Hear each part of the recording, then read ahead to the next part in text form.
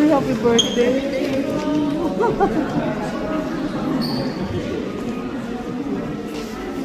Amen.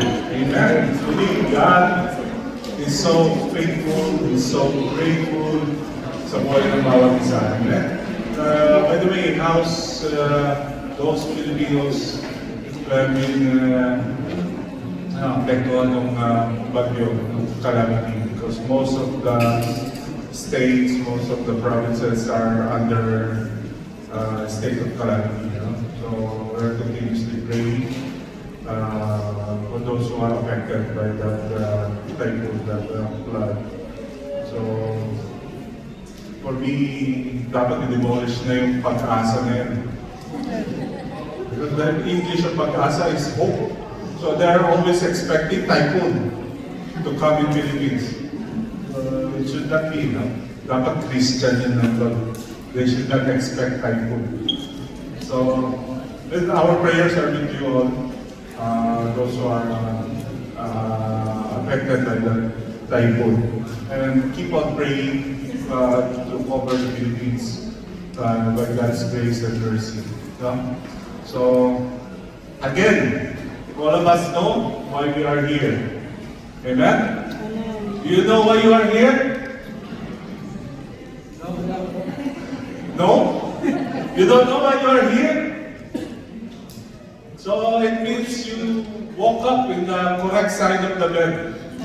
That's why the Holy Spirit led you here now to hear the Word of God. You are in the right place, in the right time.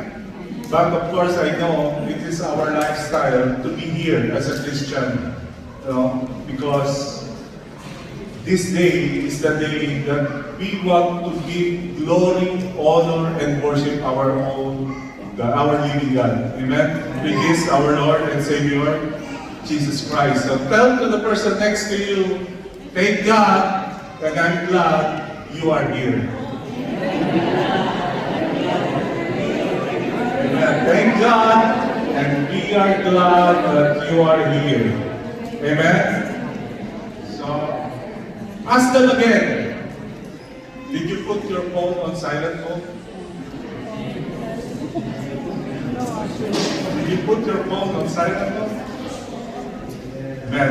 Let us pray. Father, we thank you, Panginoon Diyos, for this wonderful day you have given to us, Lord God. We know, Lord God, that everything works together for good for those who love you, Panginoon Diyos. You are our God of yesterday, today, and forever. You know everything about us, Lord God.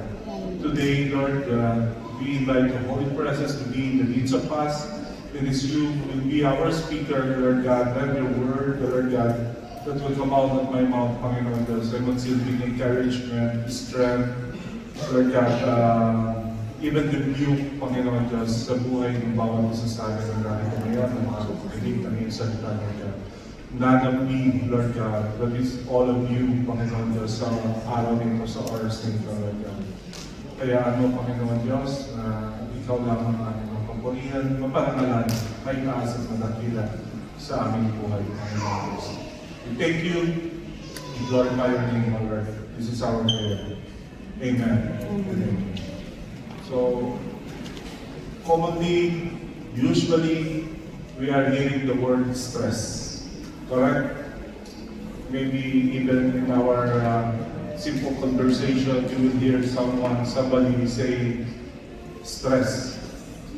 So, not only in work, even in personal matters. So, stress is pandemic.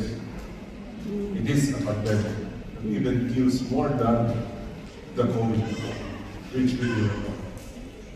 Few days back, I heard a recorded conversation between a demolition team and an 8-year-old girl from Dublin. So the girl called the demolition team. She said, "Can you please demolish my school?" Then the lady who answered the call asked her about her details. So maybe it's I don't know if it's a prank or what, but she she told the emergency unit all the details that they want to hear. So, meaning it is the little girl just give full details about herself. When they asked, the demolition team asked the girl, how do you want it to be?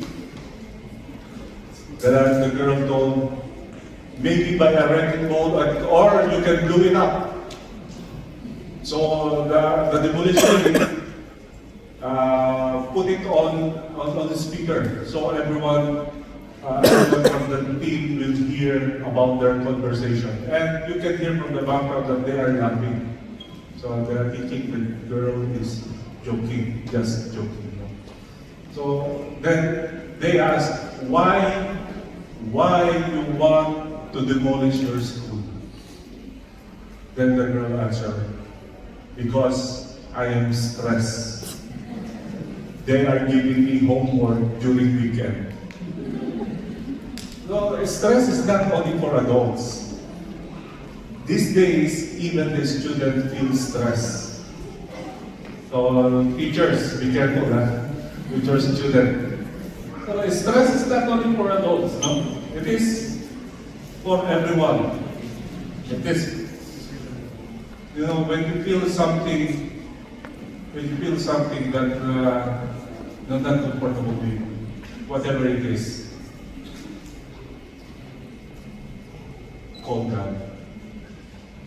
Through our prayers, call God, and He will give us comfort. He will give us strength. He will give us all the things that we need, because He knows our situation. Amen? Amen. So, our passage, our mission is,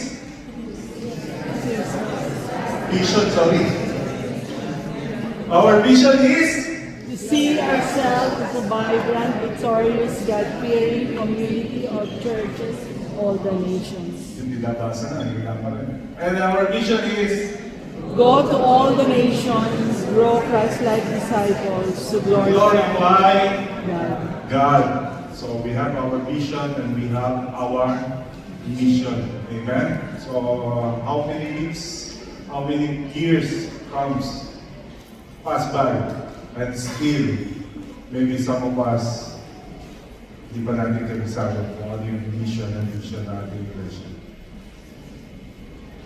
Our passage will come from Lamentations 3:22 to 23. And it says in New International Version, because of the Lord's great love, we are not consumed, for His compassions never fail. They are new every morning. Great is your faithfulness. Another version, English Standard Version, means the steadfast love of the Lord never ceases. His mercies never comes to an end. They are new every morning. Great is thy faithfulness. Thank you, Lord, for the reading of thy word. So today we turn to a profound passage from the book of Lamentations. So for many, Lamentations is a lesser known book, often associated with sorrow and despair. It was confined by the prophet Jeremiah, often called as weeping prophet. In outcome of Jerusalem's utter destruction by the Babylonians, imagine yung scene, picture natin yung scene or yung scenario sa Israel. The glorious city is in ruin, the sacred temple destroyed, the people exiled, their hope shattered. It was the time of unimaginable suffering, loss, and deep lament. So ito yung scenario nila during that time. The Book of Lamentation is a collection of poetic laments mourning the destruction of Jerusalem by the Babylonians. So Jerusalem. It expresses deep sorrow, grief, and repentance following the fall of the city and the temple, which were central to Israel's religious and national identity. Now, in chapter 1, The chapter characterized Jerusalem as grieving widow who has been abandoned and in suffering. The city is portrayed as one full of people and joy, but now lonely, deserted, and in deep anguish.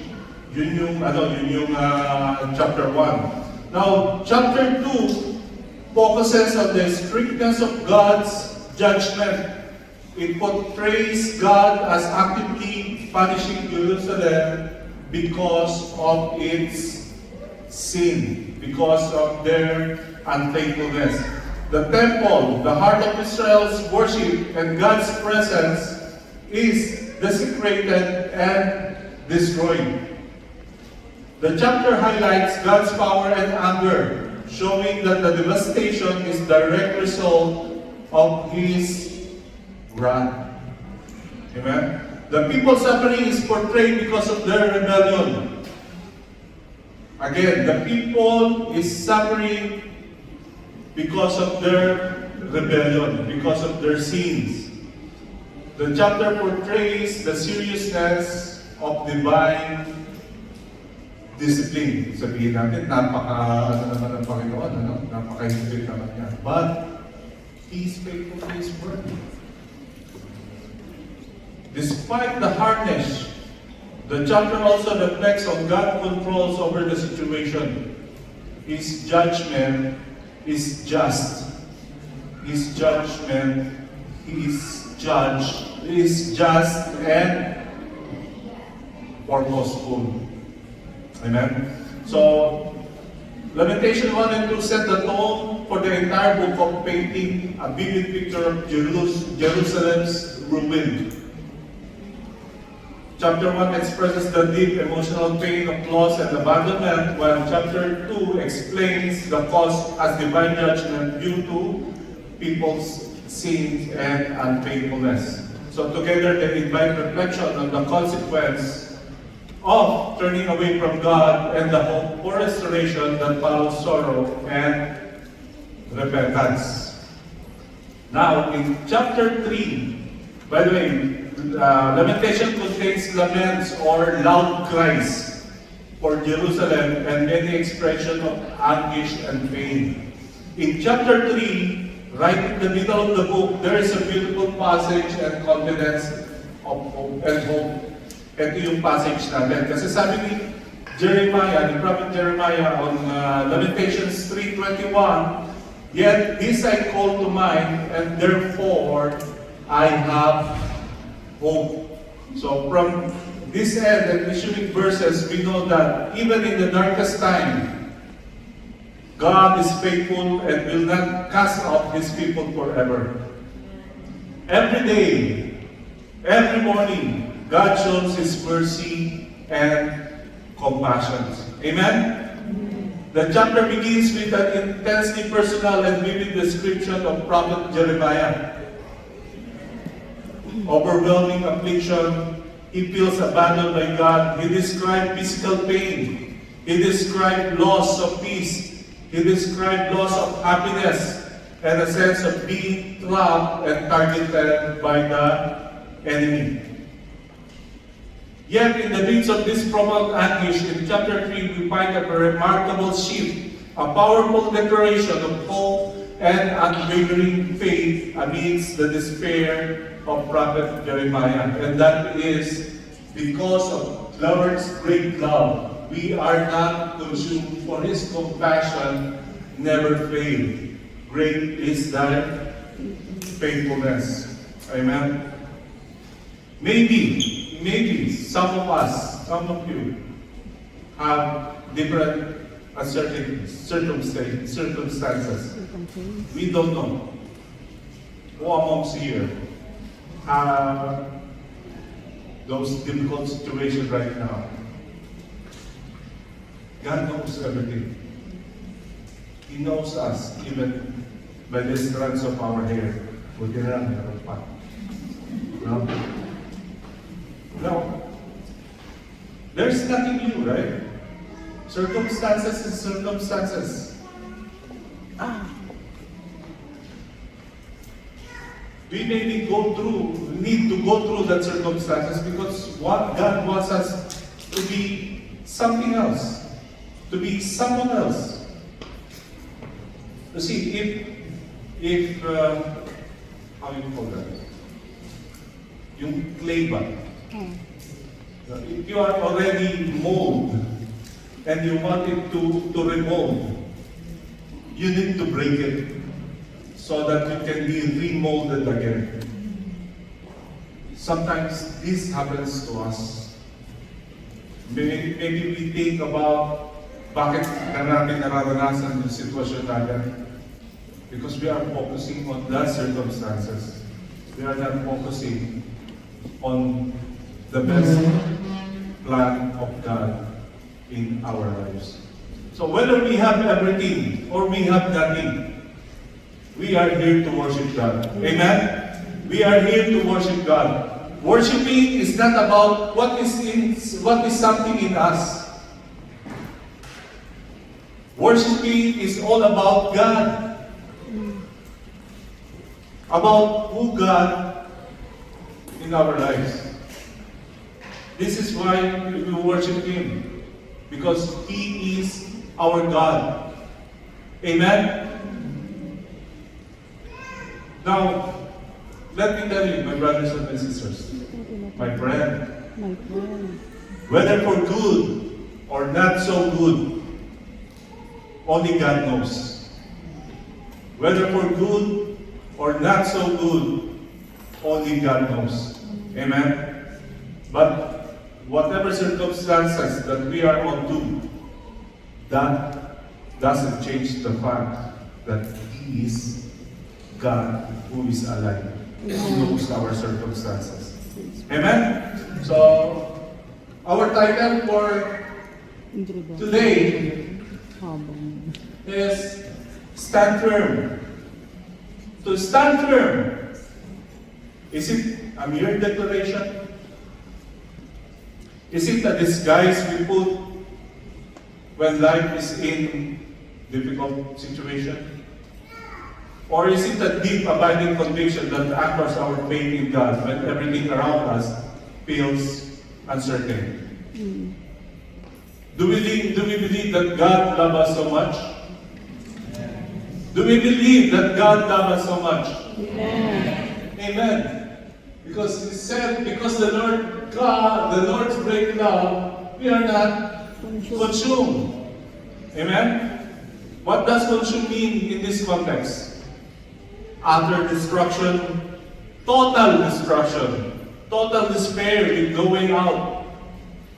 The people of Israel should have been completely consumed by their suffering, by their unfaithfulness, by their sins. Yun yung judgment ng Panginoon, di ba? But by God's great love, this is not, remember, this is not just a sentimental love. It is a love that is committed, loyal, and steadfast love of God to His people.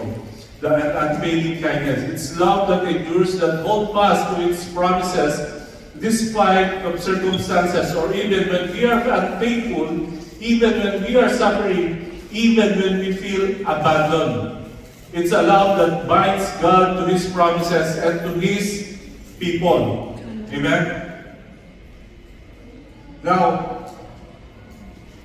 1 Corinthians 10:13 says, the temptation in your life are no different from what others experience. And God is faithful. He will not allow the temptation to be more than you can stand when you are tempted. He will show you a way out so that you can endure. His love is not conditional on our performance, on what our circumstances. His love is unconditional because of His character. Amen? Because of His character. Because of God's great love, we are not consumed. It is a powerful declaration. Despite the devastation, despite the pain, the author acknowledged a fundamental truth. God's love is the reason they are not utterly destroyed. This isn't about their suffering, but the presence of love that surpasses it. So the unconsumed life is God's great love because God's love is preserving. God's love is preserving even in the midst of judgment. God's love acts as a protective barrier. Think of times in our own life when we face challenges, perhaps even felt on the brink of being consumed by stress, by grief, by fear. Yet, here we are. Amen. Yet, we are still standing. Yet, we are still continuing serving God. Amen? This is a statement to God's preserving love. It's a love that preserves life, even life feels unbearable. Think about the times when we through difficulty and yet somehow we made it through. That is a preserving love at work.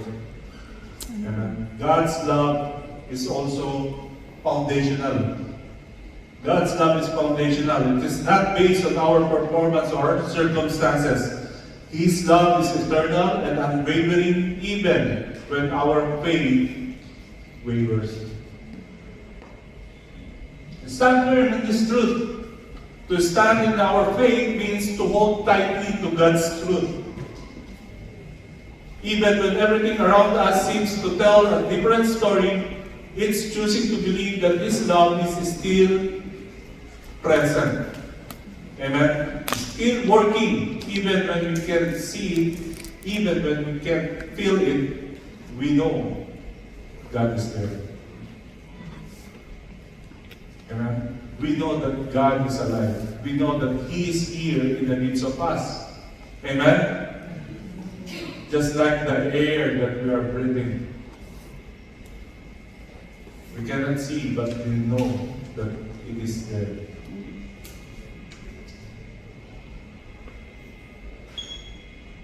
You know, sometimes if we are in a certain situation, just like what I always hear from my wife, in school, if the teachers are giving exam, you cannot ask something.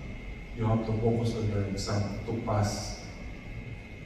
The teacher is just quiet. The same thing. If we are going through different circumstances, maybe God is quiet because He is molding us for our best. Amen? So it's not about ignoring reality, it's about trusting a greater reality. That God is faithful even in His silence. That's what real faith looks like. Not just believing when it's easy, but believing even when it is hard. So His love keeps us from being consumed because His mercies never come to an end. Or His compassions never fail. The unfailing source is His compassion.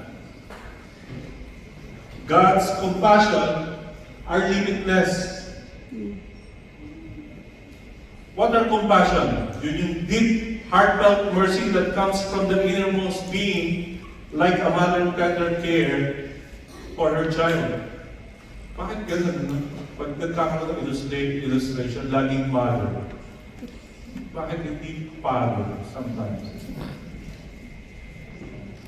Bakit nga ba? Parenting. August 2, I'm starting. You can ask your question. Yeah? So this is not just sympathy from a distance, but empathy that draws near to our pain. Amen. Never fail. This is a powerful absolute. It's not a limited resource. His capacity for mercy is boundless. Walang limit. His mercy does not run out, dry up, or diminish.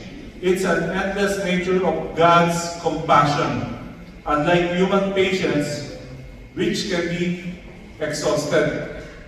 So, ganun yung pasensya ng atin. No? Sometimes, in the traffic light, maybe they are not in the front of traffic light, maybe 5 cars at the back. When the lights open, they will horn quickly. They will, seems like they are in front, but there are 5 cars behind. So that simple scenario tests your patience. Sino nakakaranas sa mga ganun? Binubusinyahan ka lagi. Kahit na napakalayo pa nila. No? Kala nila matagas na yung patience mo. Sometimes, you don't know, especially those cars who have this symbol of fish symbol. Be careful, baka mamaya kapatid nyo rin yung tumetes sa inyo sa likod. Si Pastor yun. Kaya always show your patience. God's compassion are limitless.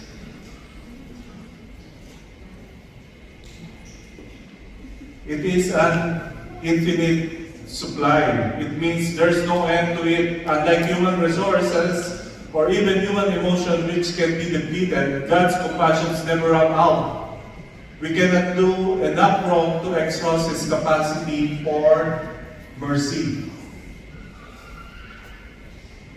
It is a boundless hope. It extends to all people in all situations, all times. No one is beyond the reach of His compassion, not the worst sinner, not the deepest sufferer, not the most hardened heart. Unfathomable depth. It's deeper than we can ever comprehend. We may feel the weight of our failures or the magnitude of our suffering, but God's compassionate understanding and desire to lessen pain goes far beyond our human limitation. It is also a constant availability. His constant availability, as Lamentations 3:23 says, it is new every morning. No, it is new every morning. It's not one time. It's not a one-time offer or something reserved for a special occasion. It is consistently available, moment by moment, day by day, hour by hour, every second of our life. His Compassion. His mercies are new every morning. Amen? So, motivating factor for action. God's compassion isn't just feeling. It's a driving to act. From sending His Son, Jesus Christ, to redeem us from our sins, He sent His Son, Jesus Christ, on the cross. John 3:16 says, "For God so loved the world that He gave His only begotten Son, that whoever believes in Him shall not perish, but have everlasting life." This is a motivating factor, an action. Amen? It is a basis for hope. If God's compassion were limited, there would always be a point where hope could cease. But because it is limitless, there is always hope for redemption, forgiveness, healing, and restoration, no matter how terrible the circumstances are in our lives. God's compassions are active. They lead to intervention. They are deliverance, healing. Continuously nakikita natin because we are experiencing it. God's compassions are active. Amen? Yung forgiveness, they are relational. They provide sustenance and provision, providing for our physical needs, providing for our spiritual needs, providing everything that we need. Daily sustenance. Amen? Offering renewed strength and hope of each new day, guiding us through challenges. This is God's compassion. He is active. 24/7 a day. Hindi natutulog ang Panginoon. Kaya huwag natin isipin na wala siya sa atin. He is always with us, in us, and through us. The Holy Spirit is with us. Of course, they empower and transform. When we experience God's active compassion, it doesn't just a comfort. It often empowers us to change. His grace, born of compassion, enables us to overcome sin. We grow in character, we grow spiritually. We become matured Christian. Hindi lang age, even our spiritual lives need to be matured. We are not forever baby. It calls us to action. Because God's compassion is active, it compels His followers to be active with their own compassions also. Amen? Stand firm in this truth. God's compassions are not theoretical. They are practical, tangible, and constantly at work in the world and in our individual lives. They are the driving force behind this interaction with humanity, demonstrating His profound love and desire of our well-being and redemption. So they are new every morning. There is a daily renewal, fresh start every day, every morning. That's why it's a blessing every time you wake up.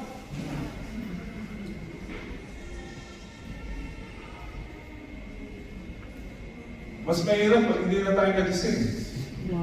Wala nang morning. Yung family natin na pag-morning. No? They are new every morning. Whatever circumstances, whatever situation that we have, every new day brings a fresh outpouring God's compassion and grace. Whatever mistake we have committed yesterday, ask God for forgiveness. Whatever burdens we are carrying out, today offers new opportunity to experience His new mercy, His new grace. Amen? Daily sustenance. Lahat ng physical na pangailangan natin, spiritually, lahat yan sinusustenan ng Panginoon. So whatever things we are having right now, whatever possessions that we are having right now is because of God's grace and mercy. It's a blessing that comes from our Lord Jesus Christ. Amen? So, Matthew 6:33 says, 34, seek first the kingdom of God and His righteousness, and all these things shall be added unto you. Therefore, do not worry about tomorrow, for tomorrow will worry about itself. Today has enough trouble of its own. Don't think about the things that will stress you up. Yung mga bagay na hindi natin kaya, huwag natin pilitin. Let God fight for it. Kaya nga tayo meron corporate prayer every Friday, 7 o'clock.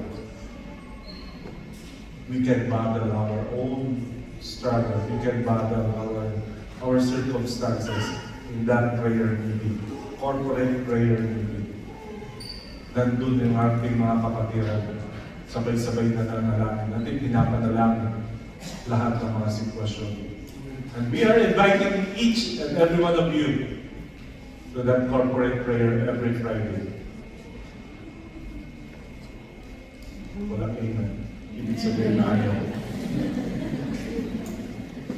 Daily sustenance, stand firm in this truth. Don't dwell on yesterday's failure or circumstances. Don't be paralyzed by the past regrets. God offers us a fresh start, a new beginning every single morning. And we need to embrace it. Amen. This allows us to keep moving forward, even in the midst of trial. Each beginning day gives us hope and fresh mercies and compassion from God. We need a constant supply, and God has promised to send them without fail. No matter how bad the past days was, God's people can look to the new morning with our faith and hope. When we open our eyes to a brand new day, it means a brand new mercy by God's grace and faithfulness. These mercies are always new because they come from our God. Amen? Our treasures, which we lay up on earth, are just like a stagnant pool. No? Parang swimming pool lang siya, nandun lang yung tubig, hindi siya umaagos, hindi siya nagpo-flow. But the treasure which God given us from heaven in providence and in grace is the crystal spring which wells up from the eternal deeps, and it's always fresh and always new. Amen? Every morning ends the night. Every morning brings new day. Every morning brings new provision for the day. Every morning brings new forgiveness. Every morning brings new strength for new temptations or duties or in every trial. Great is your faithfulness. The unshakable foundation is great is your faithfulness. So this is a declaration of God's character. Faithfulness means reliability, trustworthiness, constancy, loyalty to promises, firmness, fidelity, steadiness, and steadfastness. While great emphasize the extent, the absolute unwavering nature of His faithfulness. It's not just some faithfulness, it's a great faithfulness by our Lord Jesus Christ. Amen? God is true to His word, true to His promises. He's reliable, dependable, and unchanging God. This faithfulness is the foundation upon which His steadfast love and new mercies rest. So this is the anchor of our hope. God's faithfulness means He is true to His character, true to His nature, and true to His covenant, because He is a God that is consistent. He is trustworthy. He does not change. Amen? He is reliable God. When we can count on Him every time. Amen? We can count on Him even when everything else seems uncertain. We can still depend on God. To stand firm in this truth, to stand in our faith, means to build our life, our hope, our very existence on the unshakable foundation of God's faithfulness. It's to declare even in the storm that God is good, God is true, and God will not abandon us. When doubt arises, when the world seems to conspire against us, recall the countless times God has proven Himself faithful in our life and in our lives. Okay? Amen? When everything else feels uncertain, economies, relationship, health, even political landscape, God's faithfulness is constant. We can build our lives, our hope, and our future on His faithfulness because He cannot deny Himself. It supports every promises of God in His Scripture. Amen? Because He is always faithful. Now, knowing God is faithful, knowing that God is very faithful, knowing God is so faithful, how should we respond to His unfailing character? How should we respond to His unfailing character? It is a call to remembrance. In moment of despair, we must intentionally recall this truth about God's character. like Jeremiah, we must choose to call to mind this reality that he had hope.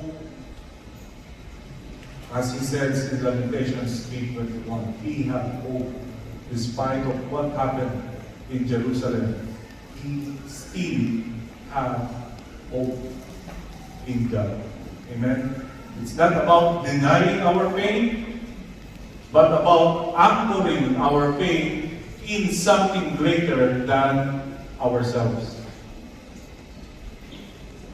A call to fully trust and worship Him. When we truly grasp the depth of this verse, of the Word, of everything that we have studied, of everything that we have heard, those seminars, those trainings, the weekly preaching, the Bible study teaching, this is our natural response. Should be trust and worship Him. Amen. So even we don't understand His way, we can trust His heart. A call to walk in obedience. Because He is faithful, we can trust that His commands are for our good, are for our best. Persevere in hope. Give thanks and praise. His faithfulness is a constant reason for gratitude. Let our lives be a perpetual song of praise to one who is always true to His word. A call to live as faithful disciples. As recipient of His faithfulness, we are called to reflect His character in our own lives. To be faithful in our commitments, to be faithful in our relationship, to be faithful to the gospel, to our living God. Knowing that God is always faithful is a big comfort. His mercy and kindness never runs out, but that doesn't mean we should take advantage of them. Amen? We need to remember that God sees everything. He knows what to do. He knows what we are doing. He knows even what we think of. And He hears our prayer. Nothing is hidden from Him. He knows us inside out. He can call us even by our name. Amen? We cannot fool God or pretend to be something we're not. Instead, this faithfulness should motivate us to stay strong in our faith, live honestly, and trust Him fully, because with God, anything is possible. Now, if you are feeling tired, if you are feeling discouraged, or unsure about what's ahead, don't give up. Don't give up. Philippians 4:13 says, I can do all things through Christ that strengthens me. Sister Becky just exhorted the life of Job. What is our situation compared to the situation that Job has before?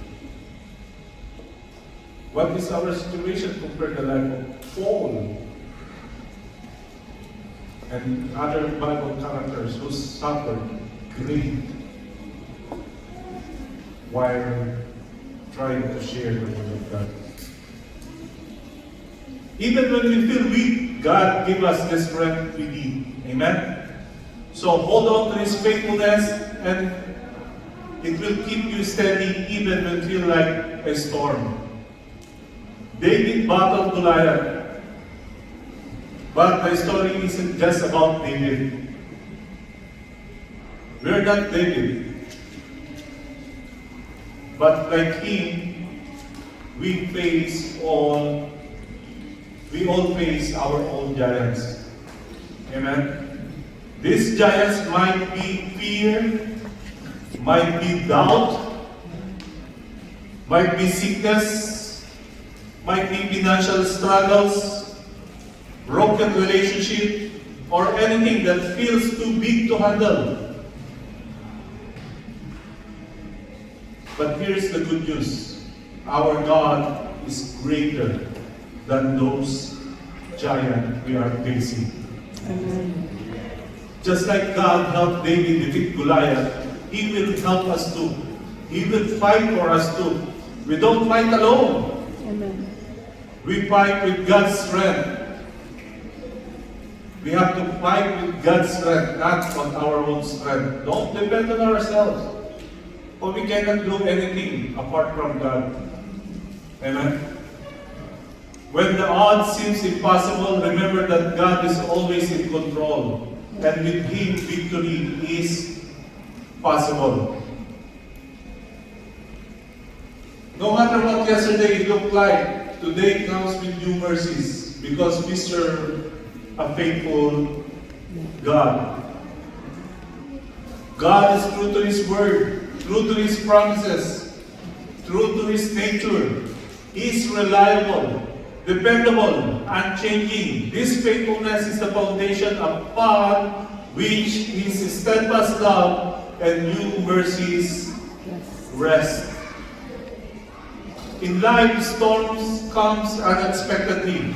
Moment of pain, disappointment, or uncertainty that had threatened us to be swept away. But the Bible reminds us in Lamentation 22-23 that God's mercy is an unwavering anchor. Amen. No matter how turbulent our days may be, we can rest in the truth of God that He loves us so much. Amen. Amen? Amen. Just like a parent's unconditional love to their children. Hindi lang mother, parents. Okay? That's just like a parent's unconditional love sa kanilang mga anak. Amen? So the song that we have sung earlier, no? Sabi doon, you heard your children then, you hear your children now. You answered prayers back then, you answered prayers now. You were providing then, you are providing now. You moved your power then, God moved His power now. You were the healer then, you are a healer now. You are a Savior then, He is our Savior now. Amen? Because we have a God who is alive. A God who will never leave us nor forsake us. A God of yesterday, today, and forever. And this belief empowers us to face anything and any circumstances that may come on our path that will try to hinder to continuously serving our most high God. Amen? And that is why we need to declare daily in our prayer, in our devotion, in our quiet times, that the confidence, the assurance of God's presence. In Lamentations 3:24 says, the Lord is my portion, and I will wait on Him. Amen? This is God as our ultimate possession. Because finding contentment is in God alone. Amen? To stand firm in our faith, the Lord is my portion, is to make a profound statement of allegiance and dependence. It means that even if we lose everything else, as Jeremiah did, we still have our greatest treasure, which is our Lord and Savior, Jesus Christ. Amen? Can we invite our notification team? And can we all please stand up before we close in prayer? We just want to sing the song again.